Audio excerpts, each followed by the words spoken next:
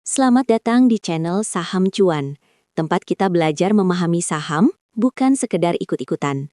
Sebelum kita mulai, saya ingatkan kembali bahwa video ini sepenuhnya hanya untuk edukasi, bukan ajakan beli atau jual saham. Semua keputusan investasi ada di tangan Anda. Pernah nggak sih kamu melihat sebuah saham yang terlihat sangat menarik di permukaan? Dividennya tinggi, marginnya besar, dan harganya terlihat tidak mahal. Sekilas, ini seperti peluang. Tapi di pasar saham, yang terlihat menarik belum tentu aman, dan yang terlihat menguntungkan belum tentu berkelanjutan. Di video kali ini, kita akan membedah satu saham yang cukup unik, yaitu PT Samkro Hyosung Adilastari Tbk dengan kode AKRO. Kita tidak hanya akan melihat dari satu sisi, tapi dari dua sudut pandang sekaligus. Pertama, kita akan bongkar fundamentalnya. Apakah bisnisnya sehat? Apakah labanya berkualitas? Dan apakah valuasinya benar-benar murah? Lalu yang kedua, kita akan lihat dari sisi teknikal. Apakah harga saat ini sedang dalam fase naik, atau justru hanya pantulan sementara? Karena dalam dunia investasi, jawaban terbaik selalu ada di pertemuan antara nilai dan harga. Jadi pastikan kamu tonton sampai akhir. Karena bisa jadi, saham ini bukan sekedar peluang, tapi juga bisa menjadi jebakan. Memahami bisnisnya. Foundation. Sebelum kita melihat angka, kita harus memahami dulu bisnisnya. Karena dalam dunia investasi, angka tanpa konteks adalah ilusi. AKRO adalah perusahaan yang bergerak di bidang produksi, hook dan loop, atau yang lebih kita kenal sebagai magic tape. Ya, produk yang sering kita anggap sepele, tapi sebenarnya produk ini digunakan di banyak industri. Mulai dari pakaian, sepatu, alat kesehatan, otomotif, hingga industri manufaktur lainnya. Artinya, AKRO bukan perusahaan consumer brand. Mereka adalah supplier industri. Dan ini penting, karena bisnis B2B seperti ini biasanya stabil, punya repeat order, tapi pertumbuhannya tidak eksplosif. Ini bukan bisnis yang viral. Ini bukan bisnis yang tiba-tiba meledak. Ini adalah bisnis yang berjalan pelan, tapi konsisten.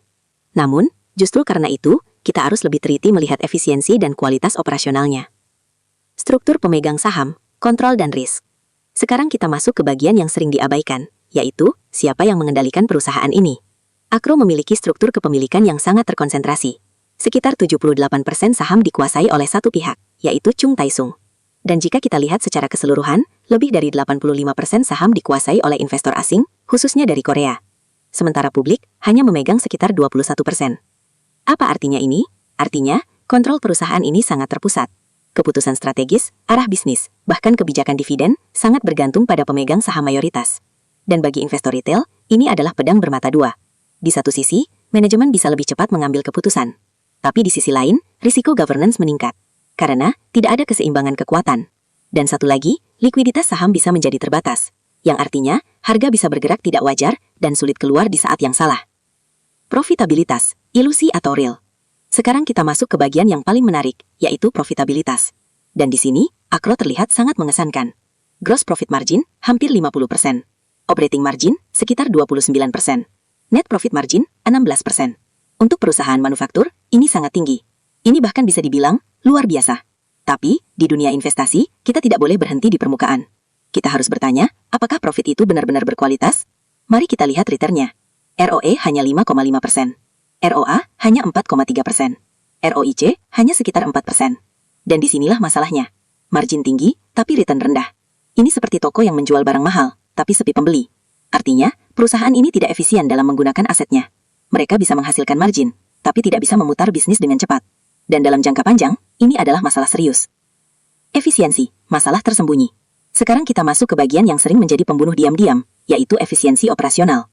Inventory days AKRO, sekitar 280 hari. Artinya, barang butuh hampir 9 bulan untuk terjual. Cash conversion cycle, lebih dari 300 hari. Artinya, uang yang masuk ke bisnis, butuh hampir 1 tahun untuk kembali menjadi kas. Dan aset turnover, hanya 0,18. Ini sangat rendah. Ini artinya, aset yang dimiliki perusahaan tidak digunakan secara optimal untuk menghasilkan revenue. Dan ini menjelaskan kenapa ROE mereka rendah. Jadi, walaupun margin terlihat tinggi, bisnis ini sebenarnya berjalan lambat. Sangat lambat. Dan di dunia bisnis, kecepatan adalah segalanya. Cash flow, fakta sebenarnya. Sekarang kita masuk ke bagian paling penting, yang sering menjadi pembeda antara saham bagus dan jebakan. Yaitu, cash flow. AKRO mencatat laba bersih sekitar 10 miliar. Tapi cash flow operasionalnya hanya sekitar 4 miliar. Artinya, laba yang dihasilkan tidak benar-benar menjadi uang. Dan ini adalah sinyal bahaya. Lebih lanjut, free cash flow bahkan sempat negatif. Perusahaan juga mengeluarkan cash besar untuk investasi dan menutupnya dengan pendanaan dari luar. Artinya, bisnis ini belum benar-benar mandiri secara kas. Dan bagi investor, cash flow adalah realitas. Laba bisa dimanipulasi, tapi cash tidak bisa. Dividen, jebakan paling menarik. Sekarang kita masuk ke bagian yang paling menggoda. Dividen. Yield Akro hampir 30%. Ini sangat tinggi, bahkan terlalu tinggi. Dan ketika kita lihat payout ratio, angka yang muncul adalah lebih dari 700%. Artinya, perusahaan membagikan dividen jauh lebih besar dari laba. Dan ini tidak sustainable. Ini seperti seseorang yang memberi hadiah besar, padahal uangnya hasil pinjaman. Dalam jangka pendek, terlihat menarik. Tapi dalam jangka panjang, ini berbahaya. Dan inilah yang sering disebut sebagai dividend trap. Valuasi, murah atau mahal? Sekarang pertanyaannya, apakah saham ini murah? PE rasio sekitar 27 kali. PBV sekitar 1,5 kali. Price to sales cukup tinggi. EV to EBIT juga tinggi. Padahal, ROE rendah. Cash flow lemah. Pertumbuhan terbatas. Jadi, apakah ini murah? Jawabannya, tidak. Bahkan cenderung mahal. Dan ini adalah mismatch yang sangat penting. Pertumbuhan, real atau semu? Revenue hanya tumbuh sekitar 2,7%. Tapi EPS naik lebih dari 100%. Ini tidak sinkron. Dan biasanya, ini bukan pertumbuhan organik. Bisa jadi, efek efisiensi sementara, atau faktor non-operasional. Dan ini tidak bisa dijadikan dasar jangka panjang. Neraca, satu-satunya kekuatan. Kalau ada satu hal yang bisa kita apresiasi dari Akro, itu adalah neraca. Utang rendah, cash cukup besar, liabilitas kecil. Artinya, secara struktur keuangan, perusahaan ini aman. Ini adalah fondasi yang baik. Tapi, fondasi saja tidak cukup. Kesimpulan fundamental.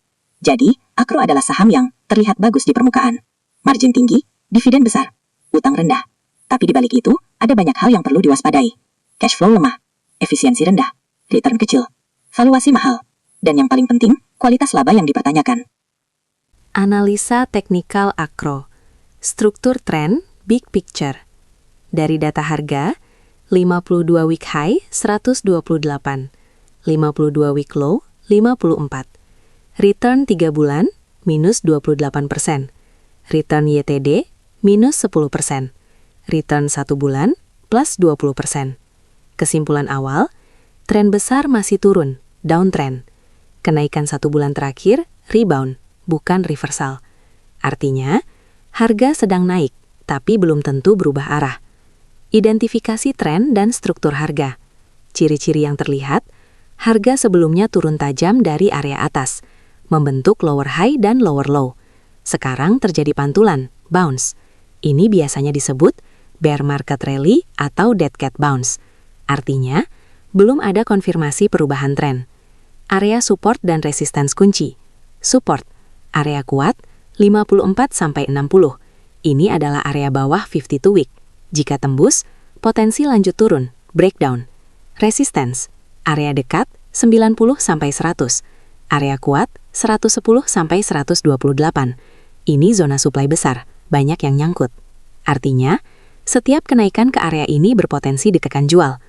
Momentum, tenaga pergerakan. Kenaikan 1 bulan, plus 20%. Tapi belum diikuti, breakout resistance kuat, volume besar, indikasi distribusi belum jelas. Interpretasi, momentum ada, tapi belum cukup kuat untuk ubah tren. Skenario pergerakan, probability. Bullish, low probability. Jika harga break 100-110, disertai volume kuat, maka potensi reversal mulai terbentuk, target ke area 120+. Bearish, high probability. Jika harga gagal tembus resistance dan kembali turun, maka lanjut downtrend, tes ulang area 60 bahkan 54. Sideways, jika harga bergerak di antara 60-100, maka konsolidasi panjang, tidak ada arah jelas. Strategi berdasarkan tipe investor. Investor, fundamental, belum menarik untuk entry besar. Tunggu, tren jelas atau valuasi lebih murah. Swing trader, bisa manfaatkan buy area dekat support 60-70. Sell area dekat resistance 90-100. Tapi wajib disiplin cut loss. Momentum trader, fokus hanya jika breakout solid di atas 100 dengan volume tinggi. Tanpa itu, sama dengan noise. Sinyal penting yang harus dipantau. Perhatikan 3 hal ini. Break atau reject di area 100. Apakah harga membuat higher high? Apakah volume mendukung kenaikan? Kalau 3 ini tidak terjadi, maka kenaikan sekarang hanya sementara. Kesimpulan teknikal, Akro saat ini masih dalam downtrend besar, sedang mengalami technical rebound. Belum ada konfirmasi reversal. Jadi ini bukan fase aman untuk agresif. Setelah kita membedah Akro dari fundamental hingga teknikal, kita mulai melihat gambaran yang lebih utuh.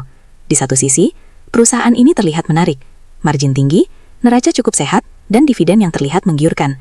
Tapi di sisi lain, kita juga melihat sesuatu yang lebih dalam, cash flow yang lemah, efisiensi yang rendah, return yang tidak sebanding, dan valuasi yang tidak bisa dibilang murah. Ditambah lagi, secara teknikal, tren besar masih belum berubah. Kenaikan yang terjadi belum cukup kuat untuk disebut sebagai pembalikan arah. Dan disinilah pelajaran terpentingnya, bahwa dalam investasi, kita tidak boleh hanya melihat satu sisi. Karena saham yang terlihat bagus secara fundamental belum tentu tepat secara timing, dan saham yang terlihat naik secara teknikal belum tentu didukung oleh kualitas bisnis yang kuat. Jadi pertanyaannya, kembali ke Anda. Apakah akro ini peluang atau justru jebakan? Jawabannya, tergantung seberapa dalam Anda memahami risikonya. Karena pada akhirnya, yang membedakan investor sukses dan tidak, bukan seberapa banyak peluang yang diambil, tapi seberapa baik dia menghindari kesalahan. Terima kasih sudah menonton, dan sampai jumpa di channel Saham Cuan.